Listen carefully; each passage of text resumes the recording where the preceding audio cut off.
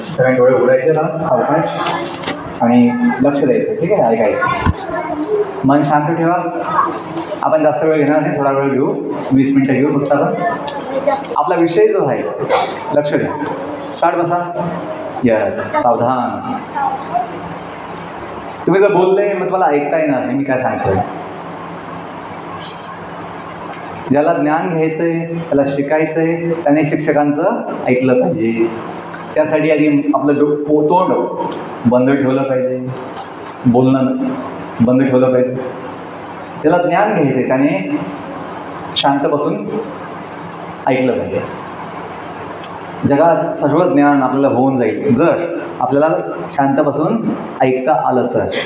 ज्याला ऐकता येत नाही, ज्याला ऐकायची सवय नाही, त्याला फायदा होईल का? त्याला ज्ञान होईल का? चांगलं शिकण्यासाठी, चांगलं महान ज्ञान घेण्यासाठी पहिला गुण काय आहे? शांत बसून ऐकणे, लक्ष देऊन ऐकणे. आम्ही ते केलं लहानपणापासून. शाळेत आलो म्हणजे मग शिकायचं आहे. Come to learn, come to learn. चांगलं शिकायचं, हाच उद्देश पाहिजे. एक्झाममध्ये अंक कमी जास्त भेटले, मार्क्स चालतं, पण ज्ञान घेतलं पाहिजे. आपला उद्देश काय पाहिजे? 90% 50% शाळा ना, 95%, हा उद्देश नाही पाहिजे. उद्देश काय पाहिजे? ज्ञान घ्यायचं. काय घ्यायचं आहे? ज्ञान महत्त्वाचं. अंक कमी जास्त होऊ शकतात, ते आपल्या हातामध्ये. अंक आपल्या हातामध्ये नाही आहे किती मार्क्स भेटणार. आपल्या हातामध्ये काय आहे? शिकणे. आपल्या हातामध्ये काय? ज्ञान घेणे. आणि आपण तो प्रयत्न केला पाहिजे. ज्ञान घ्यायचं, त्याला चांगलं शिकायचं आहे. मुलांनो, आपण जेव्हा हा उद्देश ठेवू, आपल्याला शिकायचं आहे, ज्ञान घ्यायचं आहे, तुमचा अभ्यास हा चांगला होईल आणि लक्षात राहील कायमसाठी. नाही तर काय होतं, त्यांना केवळ एक्झामसाठी अभ्यासाची सवय आहे, एक्झामसाठी फक्त. त्यांना एक्झाम संपली तर सगळं मग विसर पडतो, काय शिकलं होतं, लक्षात राहत नाही. का? त्याने अभ्यास केला फक्त एक्झामसाठी, ज्ञानसाठी म्हणून अभ्यास केला नाही. ते महत्त्वाचं आहे. आपला उद्देश काय पाहिजे? शिकायचं आहे, ज्ञान घ्यायचं. तुमचं मन लागेल अभ्यासामध्ये. ओके, शिकायचं कशासाठी?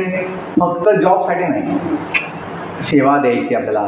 गो to serve, come to learn, go to serve. आपल्याला शिकून सेवा द्यायची आहे. कोणाला? समाजाला, देशाला, कुटुंबाला, आपल्या गावाला, तालुक्याला. असा भाव पाहिजे. काय द्यायची आपल्याला? सेवा द्यायची. आपल्याला महान सेवक व्हायचं आहे. अशी भावना असेल, तुम्हाला आनंद असेल की मी कुणाच्या कामी येतोय, मी कुणाच्या कामी येतोय, मी कुणाच्या सेवेमध्ये येतोय. तर हा विचार तुम्हाला आनंद देईल, समाधान देईल. तुम्हाला फक्त पैसा पाहिजे का सुख पाहिजे? आनंद, समाधान पाहिजे ना? आणि थोडा पैसा पण पाहिजे. पैसा पाहिजे की थोडा? पण जास्त काय पाहिजे? हां, अगदी बरोबर. पैसा लागतो पण थोडा लागतो. पण जीवन जगायला काय अजून काय पाहिजे? आनंद पाहिजे. आणि सुख किती पाहिजे? खूप पाहिजे ना. आनंद पाहिजे. तर मुलांनो, आम्ही जीवनाचा आनंद समाधान घेतलेलं आहे. आम्हाला आनंद आहे, जीवनाचा सुख आहे. का? आमचं जीवन आम्ही सेवेसाठी वापरण्याचा निश्चय केला आहे. आणि सेवा काही एकच नाही आहे, सेवेचे अनेक विभाग आहेत. एक शिक्षण विभाग आहे, एक वैद्यकीय विभाग आहे, एक राजनीती आहे, एक समाज सेवा एक विभाग आहे. अशा अनेक सेवा आहेत. कोणी उद्योगपती बनतं, कोणी बिझनेसमॅन बनतं, बिझनेसने एक सेवा आहे. एक इंजिनियर बनून पण सेवा देऊ शकतो आपण, एक सरपंच बनून सेवा देऊ शकतो. सेवेचे अनेक शिक्षक बनून आपण सेवा देऊ शकतो. सेवेचे अनेक विभाग आहेत. पण भावना महत्त्वाची आहे की मी कोण आहे? मी सेवक आहे. आपण जे म्हणतो सबका मालिक, काय म्हणतात? सबका मालिक तो भगवंत आहे. तो कोण आहे? अनंत कोटी ब्रह्मांड नायक, राजाधिराज महाविष्णू भगवान. ते सर्वांचे मालक आहेत. देवी देवतांचे मालक तेच आहे, सर्व जीवांचे मालक तेच आहेत. आपण कोण आहोत? सेवक आहोत. कारण आपण मालक नाही आहे, आपण सेवक आहोत. हे जाणून आपण हे समजलं पाहिजे. मला मोठं व्हायचं आहे आणि सेवा द्यायची आहे. काय द्यायची आहे? आधी आईवडिलांची सेवा, आपल्या शिक्षकांची सेवा, समाजाची सेवा, गावाची सेवा, अशी आपल्याला सेवा. थोडं लांब असा, थोडं लांब असं. तर सेवा द्यायची हा विचार तुम्हाला जीवनामध्ये आनंद देईल, की माझं जीवन सेवेसाठी आहे. कशासाठी? बघा, तुम्ही ऐकलं असेल कथा की जे पांडुरंग आहे, विठोबा सुद्धा त्यांच्या भक्तांच्या सेवेमध्ये सदैव आनंद घेतो. जसं विठोबाने जनाबाईसोबत पीठ दळलं, धान्य दळलं, तेवढं जाते होते धान्य दळायला. आता चक्की नव्हते त्यावेळेस, आधी काय होतं, जातं होतं, दगडाचं जात असायचं, त्यात ते धान्य दळायचं. तुम्ही बघितलं कधी जातं गावाकडे? हां, जातं दळतात ना, ते पीठ दळतात, पीठ नाही, गहू दळतात, त्या तांदूळ, आपला तांदूळ नाही, ज्वारी, हां बाजरी, सगळं असतं धान्य. तर तसंच विठोबाने संत एकनाथ यांच्या घरी पाणी भरलं होतं ना, शिकंड्या बनवून सेवा केली पाणी भरण्याची. किंवा अशा अनेक कथा आहेत की भगवंत अनेक रूपामध्ये येऊन भक्तांची सेवा करतो. जसं आईवडील मुलांच्यासाठी सेवा देतात ना, तुमचे कपडे धुणार, तुमचा डबा बनवणार, अजून काय काय करतात आईवडील तुमचे? आंघोळ करतात, अंग धुवून देतात. तर आईवडील मुलांसाठी सगळ्यात सेवा देतात. असं विचारत नाही की याचं मी कपडे धुते, याला मी स्वयंपाक बनवून देते, मी काय नोकर आहे का, असं नाही. प्रेमाचा भाग आहे. काय आहे? हां, आईवडिलांचं प्रेम असतं मुलांवर, आणि म्हणून आईवडील मुलांसाठी कष्ट घेतात, सेवा करतात, त्यामध्ये काय आहे? आनंद आहे. तसं मुलांना भगवंत जे आहे सर्व जीवांचे काय आहे? माता पिता आहे. आपण जे म्हणतो विठू माऊली तू माऊली जगाची, साक्षात मूर्ती विठ्ठलाची, विठ्ठला पांडुरंगा, विठू माऊली तू. ना, तर भगवंत काय आहे? माऊली आहे, सगळ्या जगाची माऊली आहे. आपण ते म्हणतो ना, तुम्ही हो माता पिता, तुम्ही हो बंधू सखा, तुम्ही हो साथी, तुम्ही सहारे, कोई ना अपना सिवा तुम्हारे, दया की दृष्टि सदा ही रखना, तुम्ही हो बंधू सखा. भगवंत आपले माता पिता बंधू सखा सर्व काही आहे. आपल्याला ज्ञान असेल की हा भगवंत आपल्या हृदयामध्ये सदैव आहे. तुम्ही हो साथी, तुम्ही सहारे. जसं तुम्ही कथा ऐकली असेल, भक्त प्रल्हादची कथा. भक्त प्रल्हाद लहान बालक होता, 5 वर्षाचा बालक, पण त्याला भगवंताचं ज्ञान होतं की मी भगवंताचा सेवक आहे, मी भगवंताचा अंश आहे. म्हणून त्याने सदैव भगवंताचं काय केलं? चिंतन केलं, भगवंताचं नाम चिंतन केलं. ओम नमो भगवते वासुदेवाय, ओम नमो भगवते वासुदेवाय, किंवा जय श्री हरी, जय श्री हरी, जय श्री हरी, असं चिंतन केलं कुणी? भक्त प्रल्हादाने. म्हणून जेव्हा संकट आलं कोणाला? त्या बाळाला, प्रल्हादाला. त्याचा पिता कोण होता? हिरण्यकशिपू. तो मोठा दानव होता, असुर दानव होता, दैत्य होता. आणि त्याने सगळ्या जगाला आदेश दिला होता, मीच भगवान आहे, माझी सेवा केली पाहिजे, माझीच पूजा केली पाहिजे. आणि त्याचीच पुढे देवतांना त्याने जिंकून घेतलं होतं, स्वर्गलोक जिंकून घेतला होता, आणि त्यांनी गुलाम केलं होतं सर्व देवतांना. पण जो भक्त प्रल्हाद होता त्याने हे मान्य केलं नाही की माझा पिता आहे, पण तो भगवान नाही आहे, भगवंत नाही. भगवंत कोण आहे? भगवान नारायण आहे, भगवान विष्णू आहे. म्हणून मी त्यांचं चिंतन करणार, हे प्रल्हादचे विचार. आणि मग हे जेव्हा त्याला आवडलं नाही, कोण? हिरण्यकशिपूला, त्याने मग आदेश दिला त्याच्या सेवकांना, सैनिकांना, या प्रल्हादला तुम्ही उंच कडेहून फेकून द्या, तुम्ही याला समुद्रामध्ये बुडवून टाका, तुम्ही याला हत्तीच्या पायाखाली देऊन टाका, नागांच्या खोलीमध्ये याला फेकून द्या, किंवा उघडत्या तेलामध्ये याला टाकून द्या. त्याला काही झालं नाही का? प्रल्हादने कायम भगवंताचं काय केलं? नाम चिंतन केलं, नामाचं स्मरण केलं. म्हणून भगवंताने त्यांचं काय केलं? रक्षण केलं. तर भगवंताची शक्ती अनंत आहे, भगवंताची शक्ती अनंत आहे, तो सर्वशक्तिमान आहे. म्हणून आपला विश्वास पाहिजे. काय पाहिजे? विश्वास. ये तो सच है कि भगवान है, माता पिता उसकी पहचान है. तर भगवंत सर्व जीवांचा माता पिता आहे, आणि तो आपल्यासोबत आहे. कुठे? हृदयामध्ये. कोणत्या रूपात? परमात्मा रूपामध्ये. कोणत्या रूपात आहे? परमात्मा. आपण आहोत आत्मा. आपण कोण आहोत? जीवात्मा, आत्मा. आणि भगवंत कोण आहे? परमात्मा. आणि म्हणून आपला संबंध आहे. त्वमेव माताचे पिता, त्वमेव बंधूचे सखा, त्वमेव. ऐकतात ना तुम्ही? कोणती पूजा होते, कोणती आरती होते, त्यांचं म्हणतात ना हे. तर ते कोणत्या भाषेमध्ये? संस्कृतमध्ये. आपण जी फ्रेज म्हटली ती हिंदीमध्ये. तुम्ही हो माता पिता, तेच संस्कृतमध्ये काय आहे? त्वमेव माताचे पिता, त्वमेव. एकच गोष्ट आहे. त्वमेव बंधूचे सखा, त्वमेव. हा जो संबंध आहे मुलांनो, आपण जाणला पाहिजे की सर्व जगाचा माता पिता कोण आहे? एक भगवंत आहे. आपण जे म्हणतो मुलेही देवाघरची, काय म्हणतात? मुलेही देवाघरची. मुलेच नाही, सर्व जीव ती भगवंताची काय आहे? मुलं आहे, अंश आहे. ते आपण जाणलं पाहिजे. आपण थोडीशी प्रेयर म्हणू, ठीक आहे? हा जोडा. इतनी शक्ती हमें देन दाता, म्हणा. हा जोडायचे, हा जोडा सगळ्यांनी. अगदी प्रामाणिकपणे म्हणायचे. भगवंताला मागायचं आहे. शक्ती बुद्धी पाहिजे तुम्हाला? हां, काढ बसा. इतनी शक्ती हमें देन दाता, म्हणा. मन का विश्वास कमजोर हो न. आता म्हणा. हम चले नेक रस्ते पे हमसे, भूल कर भी कोई भूल हो ना,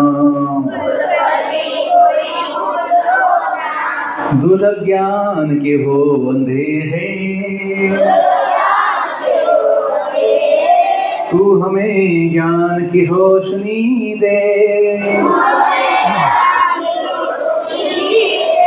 हर बुराई से बच के रहे हम, जितनी भी दे भली जिंदगी दे, बैर होना किसी का किसी से, भावना मन में बदले की होना, हम चले नेक रास्ते पे हमसे, भूल कर भी कोई भूल हो ना, हम न सोचे हमें क्या मिला है, हम ये सोचे किया क्या है अर्पण, फुल खुशियों के बांटे सभी को, सबका जीवन ही बन जाए मधुबन, अपनी करुणा का जल तू बहा के, कर दे पावन हर एक मन का कोना, हम चले नेक रास्ते पे हमसे, भूल कर भी कोई भूल हो ना, भूल कर भी कोई भूल हो ना. आपण जी प्रार्थना म्हटली आहे, इतनी शक्ती हमें देना दाता. तो दाता कोण आहे? भगवंत आहे, जीवनदाता, जो अन्नदाता आहे, बुद्धिदाता आहे, शक्तिदाता आहे. सर्व काही भगवंत आपल्याला देतोय, फक्त आपण जाणलं नाही, मानलं पाहिजे. जीवन भगवंतामुळे आहे. जीवन कुणामुळे आहे? आणि शेवटी जेवण सुद्धा भगवंतामुळेच आहे. म्हणून बघा, जेवण घेण्याच्या आधी हात जोडतात ना. इथलं भगवंताचं नाव घ्या, बोलणे डोळे घेता. ऐकलं तुम्ही? हा, गावोगावी म्हणतात ना बंगालमध्ये.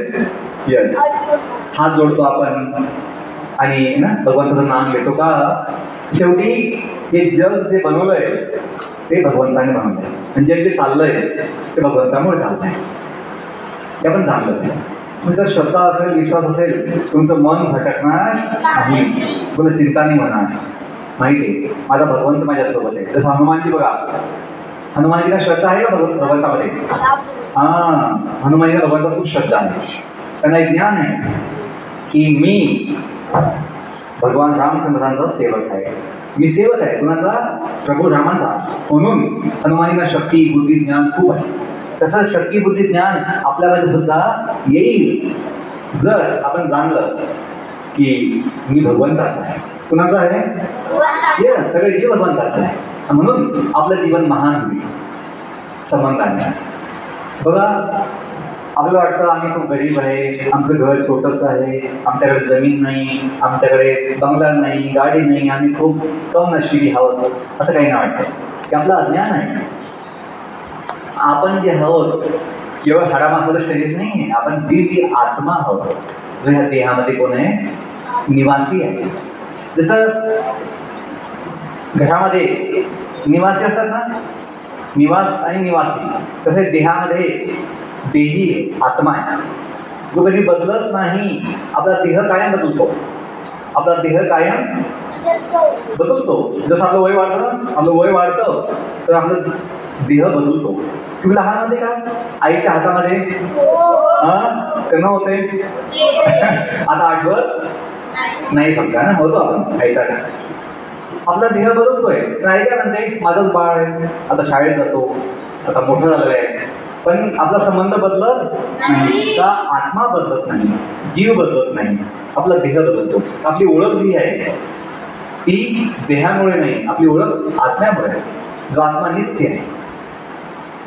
तुम्ही किती मोठे झाले देहाने, तुमच्या आई वडिलांचे संबंध बदलणार नाही. का? ते आत्म्यामुळे संबंध आहे. ज्याने जन्म घेतला होता आत्म्याने, तो आत्मा कधी बदलणार नाही. म्हणून आपले संबंध कायम टिकतात.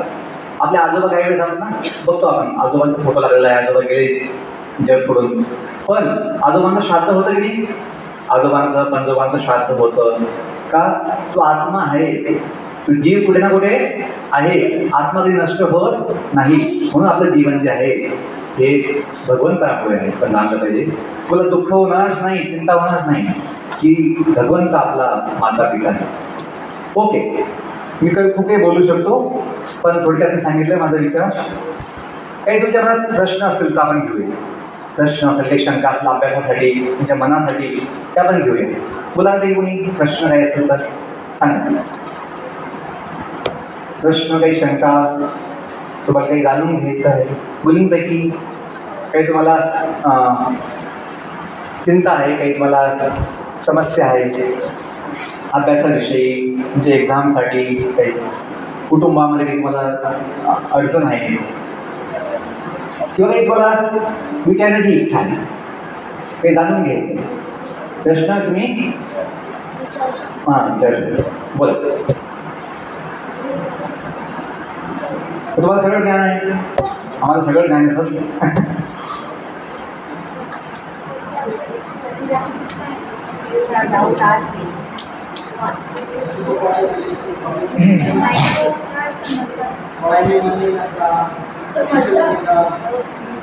ठीक आहे, मी एक गोष्ट सांगतो की तुमच्या घरी मोबाईल आहे का?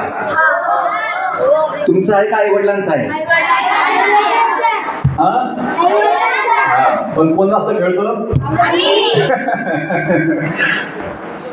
तर सांगायचं गोष्ट ही आहे, मोबाईल खेळण्याची वस्तू, मोबाईल खेळण्याची वस्तू. कोण सगळं ज्ञान आहे बघा. मोबाईलमध्ये कोणाशी बोलायचं आहे, काही आपल्याला ना काही महत्त्वाचं काय असला अभ्यास, ते ठीक आहे. पण मोबाईल गेम खेळण्याची वस्तू. खेळायचं असेल कुठे खेळलं पाहिजे? बाहेर, अंगणामध्ये, मैदानामध्ये खेळलं. का? त्याने व्यायाम होईल, तुम्हाला काही ताकद भेटणार, काही तुम्हाला चांगलं ना अभ्यास होईल, त्याचा फायदा होईल.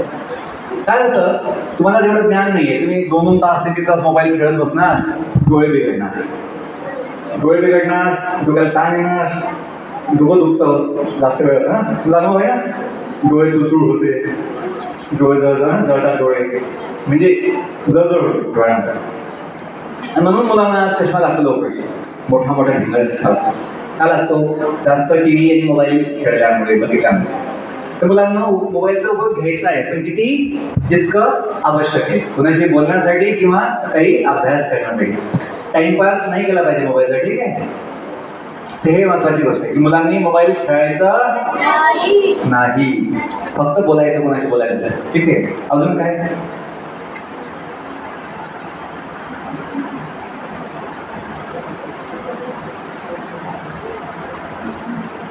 ओके, मला एक एक्झाम्पल देतो. तुम्ही कम्प्युटर सिस्टम बघितली आहे? कम्प्युटर सिस्टम बघितली आहे? त्याच्यामध्ये 3 भाग आहेत, मुख्य 3 भाग आहेत. एक पहिला भाग काय आहे? हार्डवेअर. काय म्हणतात? त्याच्यामध्ये अनेक घटक आहेत, अनेक त्याचे पार्ट्स आहेत. कोणते सांगा? मॉनिटर, सीपीयू, येस, हे सगळं काय आहे? हा हार्डवेअरचे भाग आहे. एक असतं सेकंड भाग सॉफ्टवेअर. ते डोळ्याने दिसत पण त्याच्यामध्ये काय होतं? सगळे फंक्शन होतात, प्रोग्रामिंग होते ना, प्रोग्राम होतात. आणि कम्प्युटर सिस्टममध्ये मुलांना हार्डवेअर पण आहे, सॉफ्टवेअर पण आहे. पण जर पॉवर सप्लाय नसेल, पॉवर सप्लाय, सिस्टीम चालणार, सिस्टीम ओपन होत, तसं आपलं लाईफ सिस्टीम आहे. तसं आपलं काय आहे? Life system. लाईफ जीवन आहे. लक्ष द्या, खूप महत्वाचा पॉईंट आहे. सिंपल एक्झाम्पल दिलं तुम्हाला. समजा कम्प्युटर सिस्टीम, हार्डवेअर, सॉफ्टवेअर आणि पॉवर सप्लाय. पॉवर सप्लाय, तसं आपलं लाईफ सिस्टीम आहे. आपलं हार्डवेअर आपलं बॉडी आहे. काय आहे? त्याच्यामध्ये 5 तत्व आहेत: भूमी, जल, अग्नी, वायू, आकाश. अनेक घटक आहेत, डोकं, हात, पाय. पण सगळे बनले अवयव 5 तत्वापासून. भूमी म्हणजे काय? इंग्लिशमध्ये अर्थ. जल म्हणजे वॉटर. अग्नी म्हणजे फायर. वायू म्हणजे एअर. आणि स्काय म्हणजे आकाश. या 5 तत्वांनी संपूर्ण ब्रह्मांड बनलेलं आहे, विश्व बनलं आहे आणि आपला देह सुद्धा बनला आहे. 5 तत्वांनी. हे काय आहे? आपलं हार्डवेअर. भूमी म्हणा, भूमी, जल, अग्नी, वायू, आकाश. या 5 तत्वांनी संपूर्ण विश्व बनतं आणि आपला देह बनतो. हे आपलं काय बनलंय? देह म्हणजे काय? आपलं हार्डवेअर. हाडामासाचं हार्डवेअर, जे आपण हात लावू शकतो, बघू शकतो. काही बिघडला तर रिपेअर होऊ शकतं, होतं ना आपलं हार्डवेअर. हात मोडला, पाय मोडला, आपण ते होतो रिपेअर. कुठे होतं रिपेअर? दवाखान्यात. अगदी बरोबर. तसं आपलं काय आहे? सॉफ्टवेअर पण आहे. काय आहे? ते डोळ्यात दिसत आणि ते बनलेलं आहे 3 तत्वापासून. तुम्हाला माहिती आहे 3 तत्व काय आहे? मन, बुद्धी, अहंकार. बघा, तुम्ही म्हणाल हृदय, हार्ट, लिव्हर, हे सुद्धा हार्डवेअरचे भाग आहे. काय ते? डॉक्टर लोक बघू शकतात, डॉक्टर काढू शकतात, बदलू शकतात, हो की नाही? पण सॉफ्टवेअर दिसत नाही, ते कोणाला दिसत नाही. ते आहे मन, बुद्धी आणि आपला अहंकार. मन, बुद्धी म्हणा, माइंड, इंटेलिजन्स, इगो.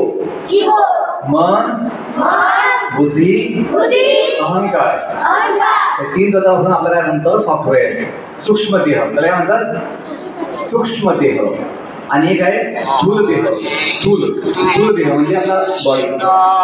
जसं मी म्हटलं, कम्प्युटर सिस्टममध्ये हार्डवेअर पण आहे, सॉफ्टवेअर पण आहे. पण जर पॉवर सप्लाय नसेल तर सिस्टीम झालं. तसं आपलं जीवन सुद्धा मुलांना, बॉडी पण आहे हार्डवेअर, जी डेड बॉडी असते, डेड बॉडी. आणि मन, बुद्धी, अहंकार यांचं सॉफ्टवेअर सुद्धा आहे. पण जर आत्मा नसेल, जीव नसेल तर जीवन राहत. बघा, डेड बॉडी असते. डेड बॉडी तू कधी बघितली? डेड बॉडी अंगणामध्ये, कोणाच्या कुठे, आपल्या गल्लीमध्ये बघितलंय? आपल्या घरी बघितली डेड बॉडी? आजोबा, पणजोबा कधी बघितलंय? ते ऐकलेलं आहे डेड बॉडी? त्याच्यामध्ये सगळे अवयव असतात पण जीव नसतो. काय नसतो? म्हणून तिथं बोलत नाही. तुम्ही बोलतं का? डेड बॉडी बोलते? चालते? तुम्हाला बघते का? बघू शकत नाही का? जीव निघून गेलाय. मुलांना, एक जिवंत व्यक्ती आणि एक मेलेली व्यक्ती याच्यामध्ये फरक काय आहे? एकामध्ये जीव आहे, एकामध्ये जीव म्हणजे काय? आत्मा. जीव म्हणजे तो आत्मा कोण आहे? आपण स्वतः आहोत.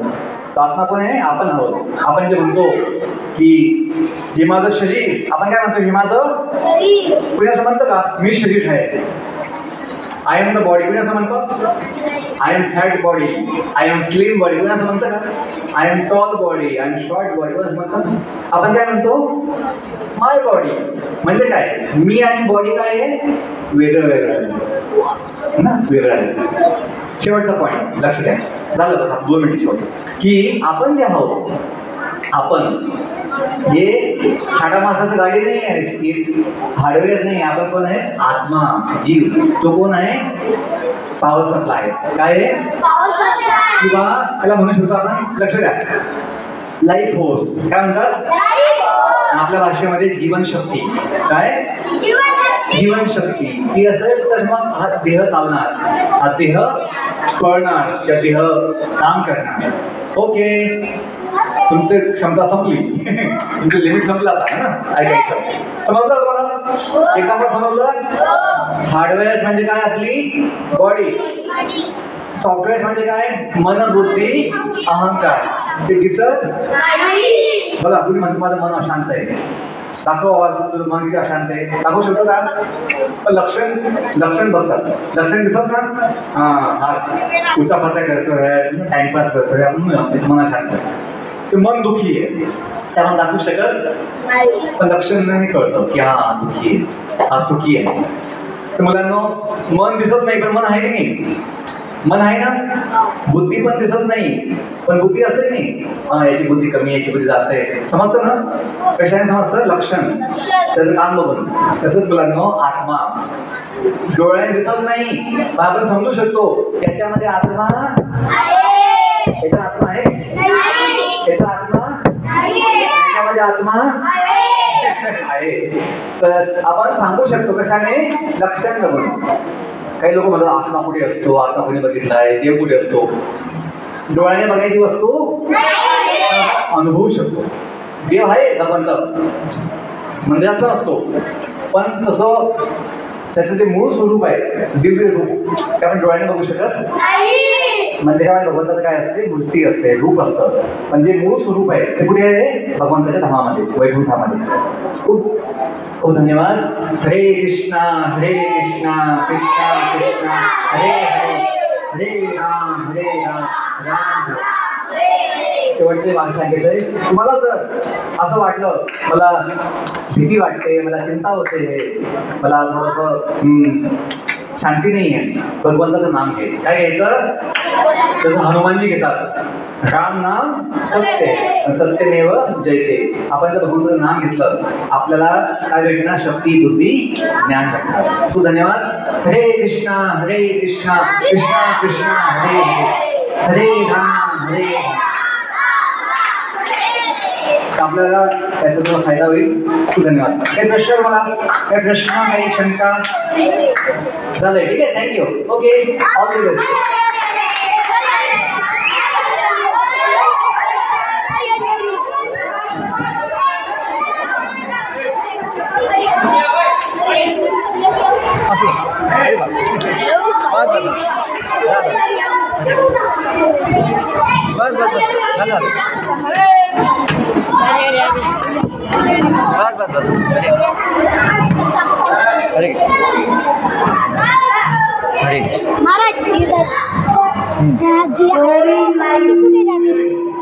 जी आत्मा राहते ना ती कुठे जाते? काय होतं बेटा?